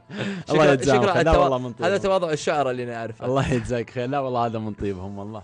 الانسان ما هو بشيء يعني. ما قبل بنتكلم بس على القصيده والقطع الواردك، هل الشعراء فعلا تصيبهم نوبه تكبر او يعني؟ ما هو بس الشعراء، لا الشعراء بزياده شوي. جاء الواحد حتى لجنه الدراهم صابته نوبه تكبر، والواحد ما هي بعلى والله الشعراء. انتم ايش فيكم على الشعراء؟ لا الشعراء ليش الناس تقول عليهم الموضوع هذا؟ لانه الانا عند الشاعر زايده، فكثير من القصايد تلقاه يقول انا وانا وانا، وكثير من طريقه انا حتى اشوف اجلس مع شعراء حتى كلام العادي الأنا فيه ترى زايدة، وأنت شاعر وتعرف ومحيطك محيط شعراء. والله الأنا عند الشعراء زايدة ولا لا؟ نعم صحيح، صادق أنت. فيه غرور الشاعر معروف هذا من زمان، لكنها ما هو بعد تشدون على الشاعر واجد. الشاعر ترى كويس، هو يونسكم، عندكم مشاكلكم وعندكم كذا ويقول لكم وتوسعوا صدوركم شوي. طيب نتكلم عن الفصحى والعامية ومزج الشعر، وانت قلت انه انت مش تمزج الفصحى بالعامية، وهي مفردات في حياتنا الطبيعية فانت تطعمها في القصيدة. نعم هي مفردات عادية جدا، نفس يوم اقول اسلم. عجائب الدنيا تريد غوائي، والدار واهل الدار للفناء، يا ربي تحميني وتحمي نفسي من هفوة او كلمة عوجاء، دنيا الشقا لا تسمن ولا تغني إلا بتذكر خالقي مولاي، الحمد لله أن وهبني شعرا يضيء لي في الليلة الظلماء، والشعر ميراثي وناله وارث ملكية الآباء للأبناء، إذا أردت الشعر فصحا يأتي وفي النبط يأتي بحسب آرائي، أنا الأديب الشاعر المتفلسف، وأحيانا أنا مساعد الغوغاء، تحدثي لا يعني أني فاهم، وصمتي لا يعني جهل تلقائي، الناس بالظاهر تحكم الباطن ولا يحق أن تتهم مرائي، استغفر الله العظيم الوالي ولست معصوما من الأخطاء، يا صاحبي ما عاد فيها لكن قصيدتي من فكرتي وأدائي، سويتها منا ومنا حتى تفرح أصحاب وتغيظ أعدائي، وندعو الله لا يخيب ظني، يدعوه بالسراء والضراء، هو الوحيد اللي ينجي عبده اللي يدعاه بليلة بأساء، والبؤس يرهق والمشاعر تذهب إذا انقطع تموينها الغذائي، يعني مثلها مدري واقطع لك إن كان تفهم قافي ودعوائي، معاني يلقي فان شيء واجد، والثانية عن شيء من أشيائي، لا تقعد تفسر وتتعب روحك وتتعب التفكير في إيحائي، أنا وشعري كل بونا واحد، أقرب مثل تركيبة السميائي، والشعر يا لباه لبى روحه، بعد الله يخفف علي بلوائي، كم شخص عنده شيء مشغل باله ما فيها أحد مرتاح يا عزائي، كم من مريض يعاني من أوجاعه، وكم من فقير ولا لقى ردائي، وكم من يتيم يشوف ضيم الدنيا، وكم من غني يشكي وهو مستائي، لكن بالله لا اعتصمنا بالله لا يضيق صدر ولا تضيق رجائي. الله يعطيك العافية وصح لسانك، وقافية صعبة ما شاء الله تبارك الله، ويعني أفكار جميلة ويعني صور شعرية، كل بيت ما شاء الله ينفرد ويتميز. عسى الله يقدرنا والله، حنا مجتهدين بس. الله يعطيك العافية، الله يعطيك العافية، وأنت مجتهد والجمهور معك مجتهد ما شاء الله بذا الاتصالات. الله يجزاهم خير. المخرجنا كل شوية ما شاء الله مبلغني إنه في اتصال، خلينا ناخذ اتصال برضو ونرجع إن شاء الله نكمل. يعني قلت لك احنا نبغى شعر. مساء الخير. مساء النور، السلام عليكم ورحمة الله تعالى وبركاته. عليكم السلام ورحمة الله وبركاته، اسمك الله يعطيك العافية ومن وين تكلمنا؟ الشاعر يوسف طلق السنيني من طال عمرك. ونعم والله ونعم هذا الشاعر الكبير يوسف. ونعم يا هلا، كيف حالك اخوي مساء؟ الله يسلمك الله يسلمك ابو عساف. سعيدين الليلة بسماع صوتك وشوفتك على الله يرحم لي والديك الشاعر يوسف، انا اللي تشرفت معك بامسيات جدة. أنا أشهد. الله يبيض وجهك. هذه الله يرحم لي والديك أبو عساف، هذه هي اللي زادتني شرف، وهي اللي زادتني حتى عند الجمهور مشاركتي معك. مقدارك يا حبيبي، الله أنت شاعر علم، وإحنا نعتبر أنا والله إني من جماهيرك الحق. الله يرحم لي والديك، حنا ما نتعلى عليك، أنت حرجتنا باتصالك الحين. جعل والديك في الجنة يا مساعد. الله يجزاك خير. الله يشرفنا، وأنت والله إنك تعتبر يعني نجاحك هذا نجاح لنا كلنا احنا يا زملاء الشعار. الله يجزاك خير ويرحم لي والديك. الله يعطيك العافيه وشكرا على هذه المشاعر. خلينا بس نستغل وجودك معانا، اسمع منا. نبغى اكيد بنسمع منه، ولكن نبغى قصيده من القصائد اللي تحبها لمساعد. والله هو ما يحب الا انا اليوم شفت لي شخص ما به، هذا هو اللي ماسك عليها كل يوم. مساعد كل قصيده حلو، الله يطول بعمره. مساعد اليوم من عطانا لو بيتين، هذا طول عمرك تكفينا يعني ما شاء الله على مساعد، ما نقول له غير عطنا من اللي يروق لك. الله يعطيك العافيه، وان شاء الله بتسمع في ذا الساعه وفي ذا البرنامج اللي يروق لك يا حبيب قلبي. بس لا هو يقول له صار قلبي ينتفض بالبرد، له بيت كذا يعلمنا. خلنا نسمعها طيب يا ابو. طيب يقول يا طويل العمر لا صار قلبي ينتفض بالبرد وضلوعي كهب دريت بن الهاجس متكي على صدر الجسد ارحب، يا ضيف نكرمه واليا فرحنا به، نهب من الشعور وسلمه للي صلح، واللي فسد اللي صلح يوم القيامة يسخر من أبو لهب، واللي فسد في جيد هالمنتوق حبل من مسد، وبليس تاجر محترف يعطيك ببلاش ويهب من عهد ابونا دمه دوار بيعه، ما كسد ما يشبه الانسان في هالكون، غيرك يشهب عمره قصير وفوق ذلك معتبر نفسه اسد. والله يلون الحصى فوق الثرى يصبح ذهب، لتشوف فوق الارض من يبخل ويسرق ويحسد. الله صح لسانك، ما شاء الله. وقصيدة حكمة يعني رائعة صراحة وتدرس. ما شاء الله انكم تستاهلونها والله. وشوفته اخونا مساعد وسمع قصيدة يهيض الشاعر صراحة. الله يرحم لي والديك صراحة. انت اضفت لنا شيء كثير يا ابو عساف، اضفت لنا شيء كثير باتصالك. ما نجي الا من بعدك يا ابو. الله يجزاك خير. يعني اسم يوسف الشنيني انه طالع في حلقتي هذا شيء صراحة انه احرجني. يعلم الله واني فخور الليلة باتصالي وبمشاركتك في هذا البرنامج. الله يجزاك. شكرا لك اخونا يوسف، والله يعطيك الف عافية، ونتمنى تواصل البرنامج معنا وتكمل المتعة ان شاء الله بوجود شاعرنا. الله والشكر موصول لكم يا اخواني. الله يسعدك. الله يعطيك العافية. شكرا لك. مع السلامة. مع السلامة. رجع لك شاعرنا مساعد، ما شاء الله يعني الإقبال كبير، ومن زملاء ومن جمهور ومحبة الناس هذه أنا شايفها صراحة من قبل ما نبدأ الحلقة. الله يجزاك خير. هذول كلهم شعار كبار، وشيء ان اتصالهم انهم بيتصلون لي وفاجئوني باتصالاتهم، هذا شيء والله انه يحرجني، انه احراج لي. يعني قدموا لي الشيء الكثير، فما اقدر اني. وانت تستاهل، وانت تستاهل يا مساعد. خلني اطلع معك الموضوع ثاني ابغى اتكلم عنه. السوشيال ميديا الان يعني خلني اقول لك سيدت الساحه. كل انسان في جواله 3-4 تطبيقات، سواء يا تويتر، سناب شات، انستغرام. يعني يمكن كان التويتر هو ساحه الشاعر، ولكن الشعراء تطوروا. في شعراء الان انستغرام، شعراء السناب شات، هم اللي تكلمنا عنهم في بدايه الحلقه، انه ممكن من بيتين يبرز. وانت يعني كنت تقول انه هذا الشاعر ذكي. كيف شايف ظاهرة الشعراء، شعراء وسائل التواصل؟ والله شوف، انها اللي من بيتين يبرز وكذا، يجيك احد من دافع اشياء عنده ما هي بصحيحة، يقول لك ما هو معجبني. صح، ما هو معجب، هو ما هو معجبك، لكن هو وصل لنفسه.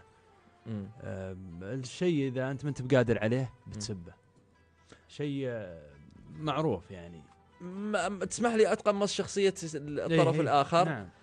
الطرف الآخر بيقول لك إنه هو مو شيء ما أنا قادر أوصل له، بالعكس أنا أقدر أوصل له. لا، ما يقدر. ممكن ما يقدر، ولكن جماهيرية بعض الشعراء يعني جماهيرية 18 سنة وتحت. في جماهيرية شعراء من 18 وتحت ما تضر. فوق 20 فوق 18 ما في شاعر، ما في شخص بيناظر. شوف إذا كان عندك جزالة ما تضرك. هنا هذا أنا أتكلم بالصوت الآخر يعني، ومو برأيي في الأخير، لكن أتكلم بوجهة نظر الأخرى عشان الحوار يكون منطقي.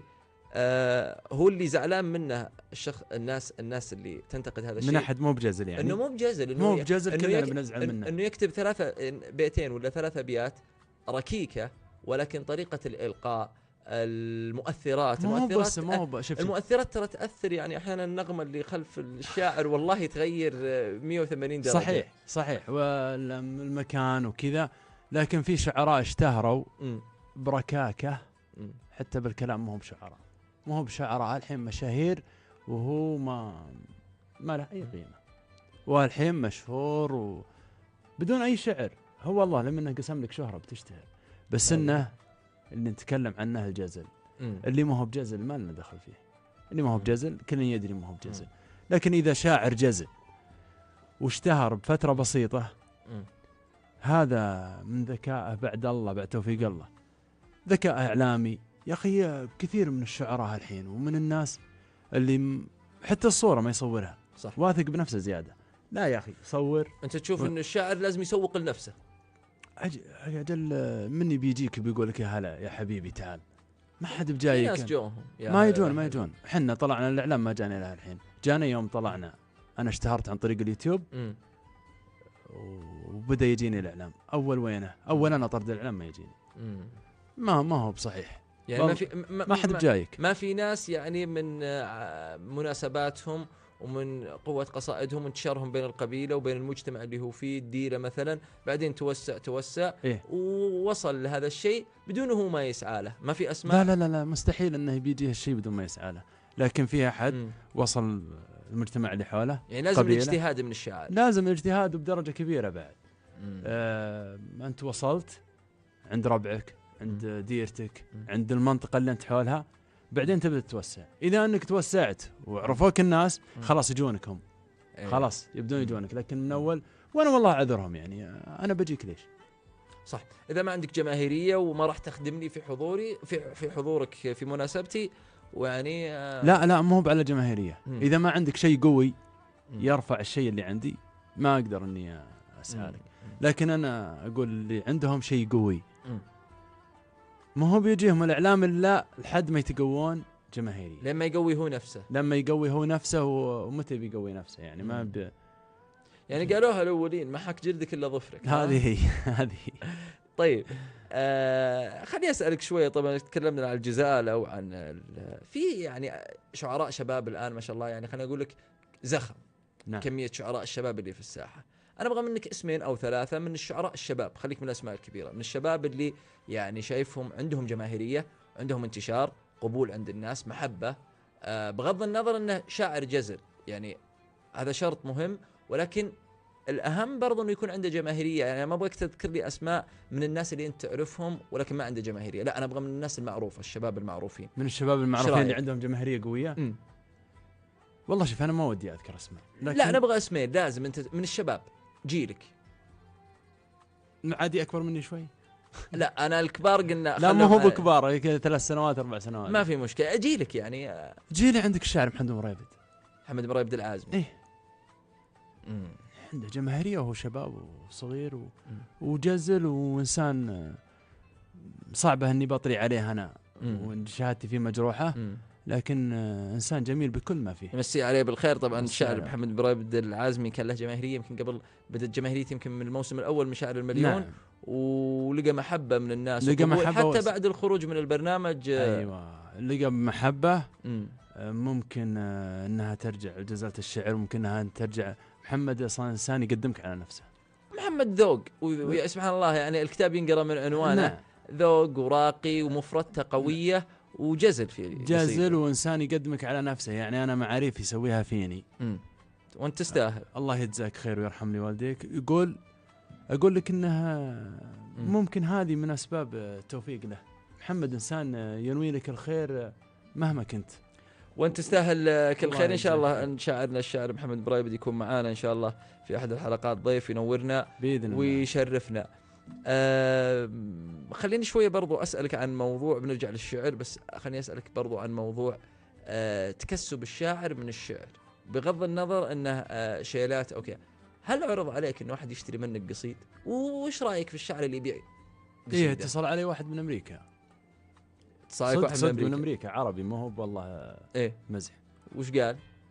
يقول لي إني أبي قصيدة، بعطيك المبلغ كم المبلغ الفلاني؟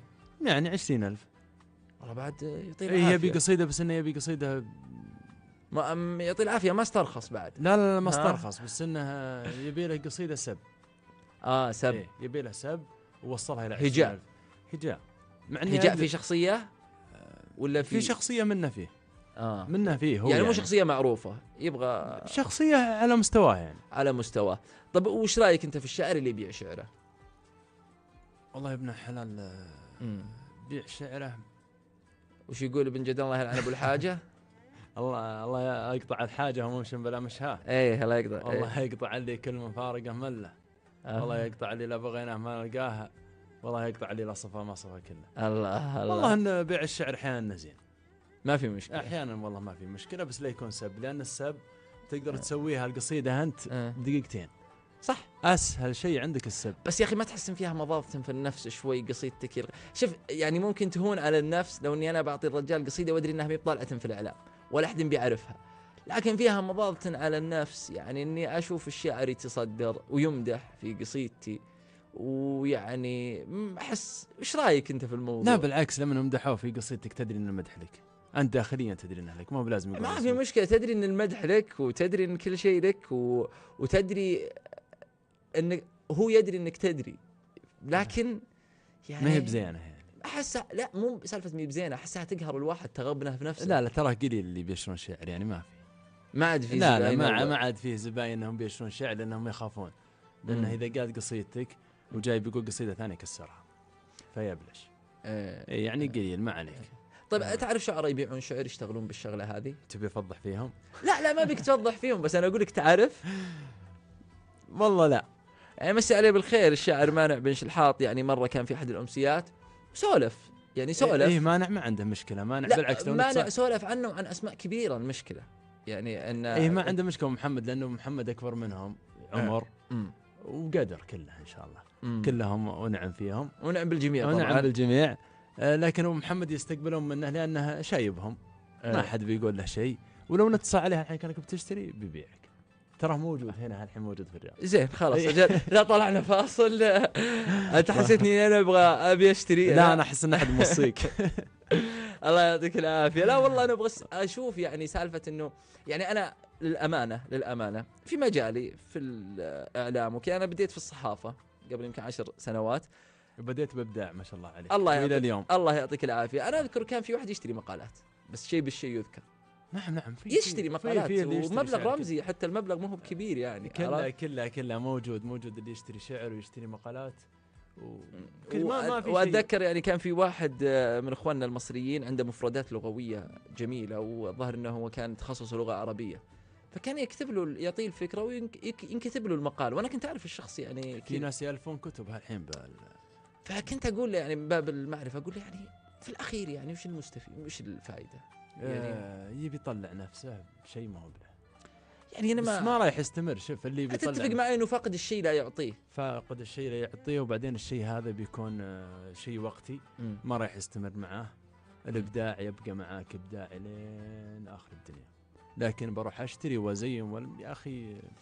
الكلام معك جميل يا مساعد، والحديث معك صراحة جميل، كل ما فتحنا موضوع والله ما ودي نقفله. ما شاء الله يعني على رقيك فهمتوني اليوم. الله يعطيك العافية. طيب احنا فهمناك شوي. انا اعرفك تريح في الشعر، اذا قلنا لك اذا شدينا عليك شوي نفك السترس ولا الضغط بقصيدة. سمعنا شيء قبل ما نطلع الفاصل. قبل ما نطلع الفاصل يقول لله در لي بيوته جزيلات، ولله در لي حلاله عقارات، الله، ولله در لي فلوسه، ولله در الماي والبنتليات. البارحة ساري ومتعدي بقيق ومقفل الآيباد والآيفونات، تليت روحي تلتم ما وراها وفللت بنزينها من آخر محطات، لأن الكويت أهلي كان عندي أمسيان لأن الكويت أهلي اليوم دعوني في جدولي كنسلت كل الحجوزات، ولأنهم ربع ومواقف وفزعة، وهل الوفاء والطيب وأهل البطولات أجي لهم من باب ربع وجماعة، وأجي لهم من باب سد اعتذارات. اللي كتبت البيت فيهم تعزوة في البيت من بعده، وتأتيك الأبيات اللي اليوم قلتها في المحافل غدالها في ساحة الحفل رنات تشرف الشاعر ومنه سمعها ولي الشرف لقلتها في المنصات. والشاعر اللي ما وقف في المواقف، وش فايدة كثر الصور والدعايات؟ حنا خلقنا الله نشرب وناكل، لكنها بحدود ما هي شفاحات، ما ناخذ إلا شيء على معزة، ولا دمي نفسه تعيف الضعيفات. الضعف سمي ضعف، والقوة قوة. القوة الله رب السماوات اللي خلقنا نعبده ونتواضع. لو في الحكومة قد خذينا مقامات، الكبر لله والأوادم بتفنى. ما ينفع الرجال كبره اليامات، ما ينفع الرجال إلا صلاته. يا الله تجعلنا من أهل الصلوات الذاكرين اللي رضى الله عليهم، الحامدين الشاكرين القدوات، اللي لو واحدهم على الله يقسم أبره الوالي ينال العطيات. وعطية الله جل شانه اللي يعطى. اقعد يا بنك الراجحي والحوالات، والله ما تسوى شيء مع مدة الله، على كثر ما بخزنتك من ريالات. حكيت روحي ثم نقنعت روحي، منا بلي دين نصبح خرافات. الله فيما معناه قال العبادة اقنع يا عبدي ثم تنال الملذات.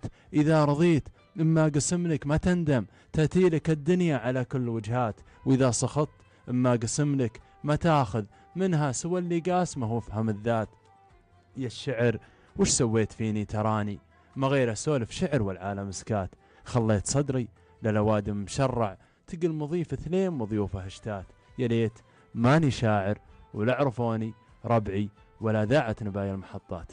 يا ليتني شاعر على قد حاله حتى ما واجه في زمان إحراجات. الله صح لسانك ويعطيك ألف عافية. الله يعافيك. مستمتعين صراحة في هذه الحلقة وذا الليلة الله في وجودك وبذا القصيد الجميل. الله يعطيك ألف عافية. يرحم والديك. طيب شاعرنا ومستمعينا احنا مضطرين نقطع فاصلنا الثالث في البرنامج والأول في ساعتنا الثانية، وراجعين إن شاء الله مكملين ومستكملين مع إبداعك شاعرنا. خير يرحم والديك. مشاهدي برنامج همس القصيد، نطلع فاصلنا الثالث وراجعين إن شاء الله مكملين معكم باقي فقرات البرنامج بتواجد المبدع الشاعر مساعد بن مسعد العازمي. الله يجزاك خير. همس القصيد.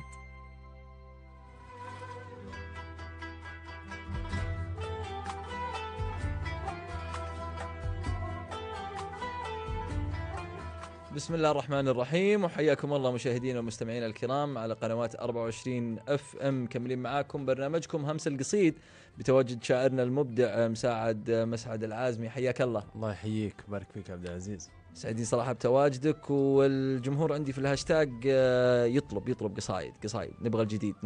الله شيء عندك جديد؟ لا أعطيهم شيء زين من آخر ما كتبت. الله ولا عيشة هل البذخ والطيش طيش، والناقصة بين العرب ما تبدى القاف من قبل أمس صوته نشانيش، والبال عن بدع المعاني مهدى. أرسم خيالي رسمة الحبر بالريش، وافطر على المعنى القوي وتغدى. الله خلق خلقه جواعة معاطيش، ويقسم الأرزاق محدن تعدى على مقاسيم الأوادم ولويش. لو يفتل عضوده كبر ويتصدى، حتى ولو تفزع معه قوة الجيش. عما قسم ربك فلا لها مصدى. يحبني للبيت لجاك تكيش، حب السعودي للمليكة المفدى. الله حبني للبيت لجاك تكيش، حب السعودي للمليكة المفدى. حبها طغى في القلب وافعالها تعيش داخل قلوب الشعب وتكن ودا. يا سيدي أنت النبأ وانتهى العيش، وانت الذي ذكرك على القلب عدى. نزوم لك زوم الحرارة المواحيش، اللي أطواها الجوع وقت المهدى. ولا كما طيارتك في المغابيش، في لازم تقضي صدا وردا. لكن على طاري لزوم المشاويش، في لازم يجعلني ما تردى. عزي المن وجهه لجل لازم يكيش، واللي على الأصحاب بس يتفندى. العمر مرة والليالي محاويش، واللي انقضى منها فلا لها مردة. وان جاك درويش يمدح دراويش، تراه لا منه تقوى تردى. طير كلامه مثل طيارة الريش، في ليل تنصفق الهواء لا تقدى. يطير الأحجار قبل الهشاهيش، صفيرها لذان عنها تسدى. الطيب نهار المناويش، اللي كظم للغيظ قبل يتحدى. مذكور في القرآن ما هي خرافيش، مع شلة أهل الضحك من جاب ودى. ترى نبات الأرض رطبة وقراميش، حلال خلق الله فيه يتمدى. تسدبه الأفواه مع كل غبيش، والطيب اللي في التجارب تقدى. ولعيبة الكورة ولعيبة الشيش، دايم تبي اللعيب ممتازة جدة. وإنارة المنزل ما تصلح بلا فيش، والناس ما ترد على كل عدة. الله صح الرسالة صح بدنك. وش ذا الجزالة يا مساعد، قافية صعبة وما عندك قوافي مكررة. ترى أنا جالس أتابع تو يعني استعرضنا. إيه جالس تصيد من اليوم. لا أنا جالس يعني برضو هذا مذيع أنا في الأول والأخير. فأنا جالس أسمع السبع قصائد اللي ذكرناها والثمان، ما فيها قصيدة مكررة القافية فيها. لا التنويع زين، نحبه التنويع زين، وحتى يعطيك مساحة بعد شوي. لكني بروح أكرر كل شوي بجيبك تكرار، والله أنت تستهلك. صح، وتحس نفسك مكرر وقصايدك كلها تتشابه، تحس أنك حول بعض حول الدار يعني. بالضبط. وهي بالأخير مفردات يعني أكيد أنك راح تكررها. خليني أسألك، أسهل القصايد على الشاعر وش المدح الغزل؟ لا الهجاء على طول. الهجاء هذا يجي معك بأسرع وقت، بأسرع وقت الهجاء يجي معك ومضبوط بعد. يعاونك الشيطان شوي ولا؟ الشيطان جاهز يقول لك يلا استمرينا بس.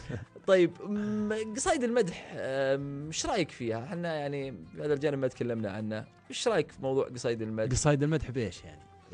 يعني هين قصايد المدح إذا جت في الكفو هذه ما عنها خلاف، ما نقول فيها شيء، ولكن قصايد المدح بسبب التنفع. والله شوف، قصايد المدح بتكون سهلة جدا جدا جدا بحالة واحدة. شلون؟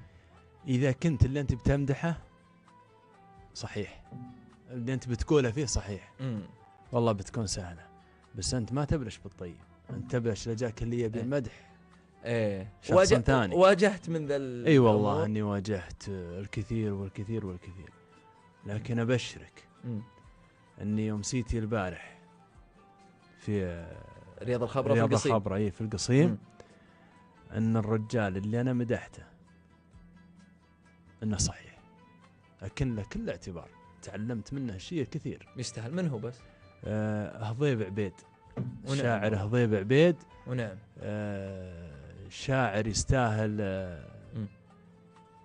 الشيء الكثير. تعلمت منه أنا وش أقول أعوذ بالرحمن من كل شيطان، الواحد اللي كل هالخلق ترجيه، سبحان المنفرد والمعتلي عالي الشان، اللي ضاقت على العبد يدعيه، بمره يحل لسان ويعقد لسان، وبمره نعرف الحكي من قبل نحكيه، واللي يعلومه ما تبرهن ببرهان نطقها بوجهه ولا عندنا فيه. الله ودك يجي الرجال بالطيب مليان، اللي أنا أخاه الصاحب يقول لبيه، واللي من الفزعة يصيبه غثيان، ما حد يبي قربه ولا حد يدانيه. والحمد لله يوم لي شو يقول ربع شجعان، ربعي اللي كثرت علي المشاريه وهضيب، هو هذا الشاهد، حنا جايبين عشان الشاهد هذا. وهضيب ابن عمي حزامي كحيلان، يا حي ابو نايف ويا حي طاريه، منه تعلمت المعاني والاوزان، ومنه عرفت البيت وشلون اسويه، حتى مع الالغاز ما هو بلشان، يفك رمز اللغز ما هو بغاويه، متمكن شاعر مطنوخ ومحنك وشاعر وبطران، والوصل به ميزه لا يمكن يخليه. طبعا حنا مدحنا علشان الاشياء الصحيحه، نعم، فحنا شهود الله في ارضه، نعم، علشان هذه رساله حتى بالوصل صح المشاهدين. مطنوخ ومحنك وشاعر وبطران، والوصل به ميزه لا يمكن يخليه، متمكن بصدور ربعه من زمان، كاسب رضا اصحابه وكاسب بني اخيه، وشلون ممدح دام لي عقل ولسان، الحق بقوله ولا يمخ فيه، اني يا فلان بالله يا علان راح علم فلان، واللي يجيب العلم واللي يوديه، اني لا شفته ضيف في كل ميدان اقف واقدم له تحيه وحيه. الله يسلمك. ترى حنا علشان سؤالك يعني قلت منه فجت المناسبه، مو هو بالقصد انه لا انا فاهم، انا اعرف، بس هذا هو كان سؤالي عن قصايد المدح. خليني اسالك، انت من بيت شعر؟ بيت شعر نعم، يعني من بيت شعر، من يوم طلعت بيئه شعريه. ما محيطك شعري والبيئة الشعرية، الوالد، الإخوان، كلهم جدا محيط شعري بحت. يعني مع الجزالة هذه مو بغريبتنا عليك. الله يرحم لي والديك، هذه اجتهاد بسيط بس من اللي عندهم، إن شاء الله أنهم بيعطونا أكثر. قدوتك في البيت أكيد طبعا الوالد، الله يعني يعطيه الله يرحم لي والديك، الله يعطيه الصحة الله والعافية. قدوتك الشعرية في البيت والشخص اللي كنت تمشي على.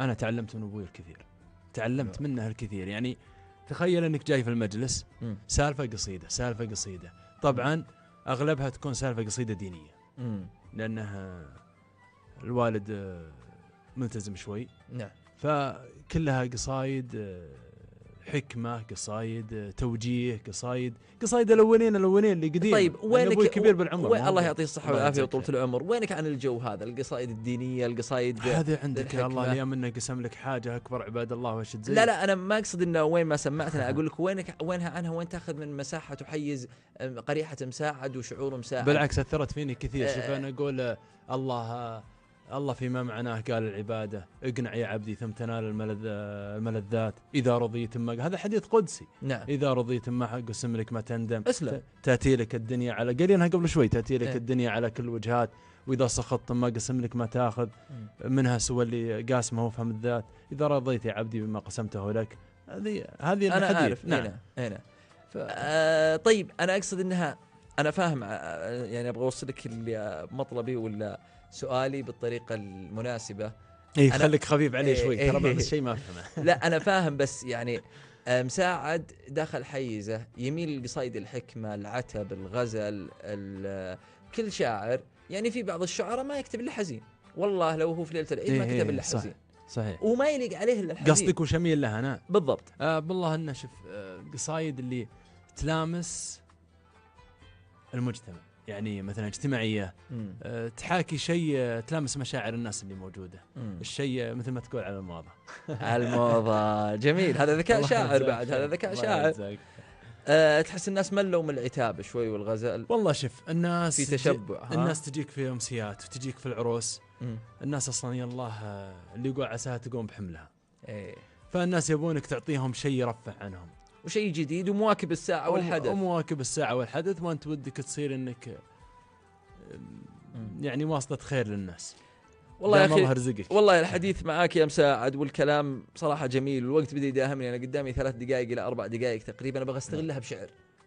تستغلها بشعر قصيده قصيدتين 3، وانا اعرف انه عندك ابيات مقطوعه يعني ما هي قصايد كامله. اللي قصدك البيتين اللي سبها الشاعر عبد الحميد؟ اي نعم. احنا نخاف منها الحين، يجي من عمان يحرك من عمان الحين يقول ايش تقول. ابرك من ساعه والله مكانه ومحل. الله يحييه. الله يحييه ويجزاك خير. ويقول اسف على كثرة الازعاج، اسف اذا اني ازعجتك، والله ما ابغالك الاحراج، يا ليتني اليوم ما حرجتك.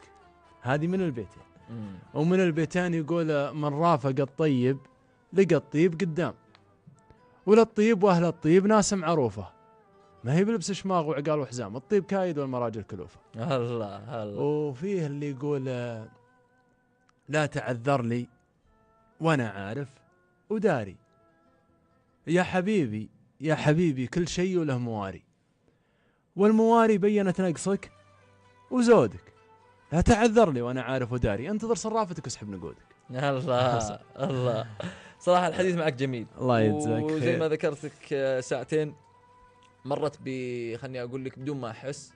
هذه والله من حسن تقديمك ومن الشيء اللي انت اهلته لي. الله يعطيك العافيه. ولو ما انتب على قولتهم جزل وكفو ما استمتعنا ولا مشى الوقت. احيانا ترى بعض الحلقات الواحد عينه على الساعه يحتري انها تمشي، لكن ما شاء الله انا ناظر والمهندس يبلغني انه الوقت بدا ينفذ. خلينا نختم قصيده على ذوقك. قصيده انت بالغزلي من قبل شوي. انا والله ادور غزل من بدايه الحلقه وما اعطيتني الا واحده تراك.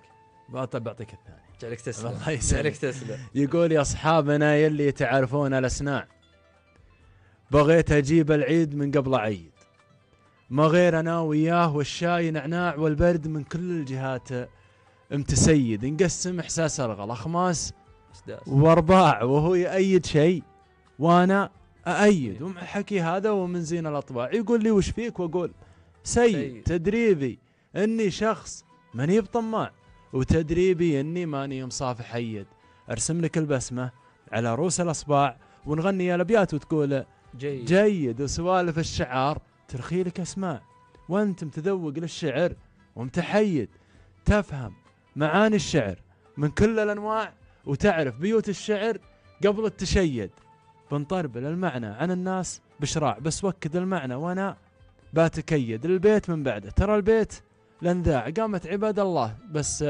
التصيد، ومن ناحية تخذني من اللهفة إلى حد الإشباع، واخذك بإحساس الصغيرة الوحيد، ومن ناحية الأوضاع تحسين الأوضاع، محتاج لك فكرة من أجل التسيد على ملاك الناس في المتر والباع، لكن جور الوقت ملعون سيد دامك شباب، الوقت موجود ما ضاع، وانشبت عندك مال لكن مقيد، تناقضات الوقت ما لمها داع، لكن على الله كل شيء يتهيد، رجاي بالله كل ما هب ذعداع، من قبل اجيب العيد قدام عيد. الله صح لسانك. صح يديك. وصراحه يعني ختامها مسك. خليني اقول لك القصايد الجميله اللي برجع بعد الهوى انك ابى اطلب منك اياها، ابغى اسمعها مره ثانيه. ابشر باذن الله، انا كلي لكم اليوم. جعلك تسلم. شكرا لك، شكرا لتواجدك معنا الشاعر مساعد بن مسعد العازمي. الله يجزاك. الله يعطيك الف عافيه، حضورك جميل يعني أكبر مثال إقبال الناس ما شاء الله. الله يجزاهم والجماهيرية اللي تحظى فيها الناس ما شاء الله من قبل ما يبدأ البرنامج، والاتصالات والسؤال ومتى الله يجزاهم وطلب قصايد والتفاعل كذلك في تويتر عندي. الله يعطيك ألف عافية. أنا قبل ما ننتهي أنا أحب أشكرهم، أشكر الجمهور اللي اتصلوا وعسى الله يقدرني أني أكون عند حسن ظنكم، وشهادة الشعراء اللي اتصلوا علينا الله يبيض وجيههم ويطول بأعمارهم، ونوعدكم بالجديد بإذن الله. شكرا لك. الشكر موصول للشاعر الرائع مساعد بن مسعد العازمي. في حلقتنا اليوم كان ضيفنا، وصراحة نجم يستاهل كل التوفيق. قصايد جميلة استمتعنا فيها، إن شاء الله تكونوا استمتعتوا مثل ما استمتعت أنا، واستمتعنا بهذا الطرح الراقي الجميل. في ختام الحلقة أتمنى لكم ليلة سعيدة وإجازة نهاية أسبوع ممتعة. إن شاء الله نكون قدمنا لكم مادة ثرية ترتقي لمسامعكم وترتقي لذائقتكم. في نهاية الحلقة تقبلوا تحياتي، بإذن الله الأسبوع القادم حلقة جديدة من همس القصيد. إلى أن نلقاكم نحن فريق عمل البرنامج، تقبلوا تحياتي من خلف المايك أخوكم عبد العزيز السويد، ومن الإخراج والهندسة الصوتية المهندس مهدي. يعطيكم ألف عافية، ويعطيك ألف عافية شاعرنا. الله يرحم والديك، ونشكر قناة فيلم 24، ونشكر الطاقم والمخرج والشيء اللي قدمتوه لنا، وهذا شيء يشرفنا والله يرضى عليكم. شكرا لكم. موعدنا مع همس القصيد الجمعة القادم. في أمان الله.